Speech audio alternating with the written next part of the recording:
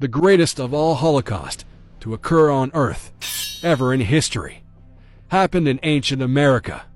Over 100 million slaughtered on American soil alone. So-called blacks in America today are the sole ancestors of all those massacred. We are the tribe of Benjamin.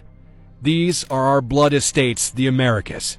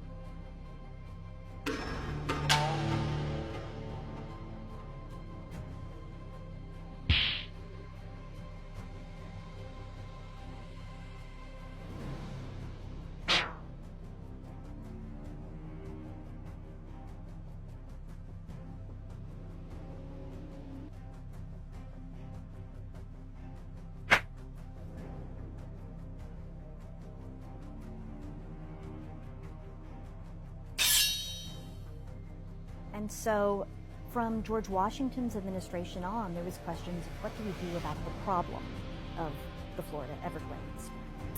In 1818, this was James Monroe's administration, General Andrew Jackson actually moved into Florida, invaded it, not authorized to do so. He was actually pursuing justice against those who'd attacked Fort Scott in Georgia, but he did it anyway. He went into Florida and claimed it for the United States.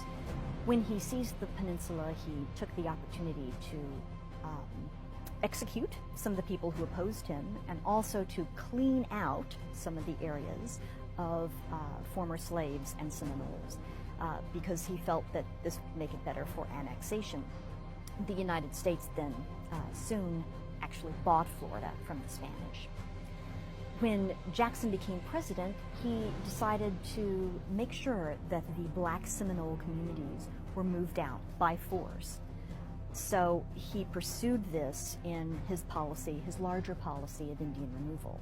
This led to the Second Seminole War, which was 1835 to 1842, and became the largest and costliest of the so-called Indian wars.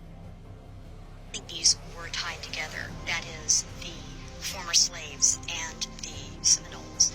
When the Seminoles were attacked in the Seminole War, this led to an uprising of the former slaves. In April of 1836, black Seminoles and their Indian allies moved together to create what was the largest slave rebellion in U.S. history. This wasn't just a matter of runaway slaves.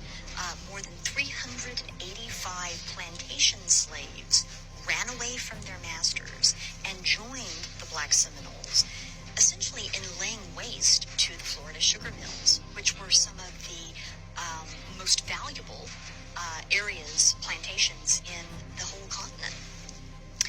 One Seminole leader at the time was the leader Osceola, who is justly remembered by history. Another leader who rose up at this time was John Horse, who was ethnically a black Seminole, and who would ultimately lead his people on a long and trying exodus for their freedom. In 1838, John Horse and the black Seminoles agreed to stop fighting the U.S. government in exchange for moving to what was then considered to be Indian Territory, which is now today the state of Oklahoma, and for legal recognition of their freedom. So despite the fact many of them were runaway slaves, they would have the opportunity to start over again as free individuals. Once they moved from the Everglades to Indian Territory, however, they found that their freedom was under attack, both by whites and by other Native Americans. In 1848, a decade after they had made the agreement with the U.S. government, the U.S. Attorney General announced that the government never had the authority, the power to recognize their freedom. And in fact, they were still, those who had been slaves, still enslaved. This was like opening season on them, basically declaring that they were there for the picking. And so they did the only thing they could do. They fled once again. Without security in Indian Territory, Horse and his Seminole ally Coacuchi promptly went to Mexico, where slavery was already illegal and had been for a couple of decades. There, Horse became famous as a general in the Mexican army, and his people found a way to make a life. Once they relocated to Mexico, things changed. When slave catchers from the Republic of Texas went over the border to try to find the runaway slaves, now free men, they met resistance not only from the Black Seminoles, but also from the Mexicans and the Mexican army itself. Eventually, the Black Seminoles, led by Horse, gained legally recognized Mexican land, nacimiento. Why isn't this recognized today?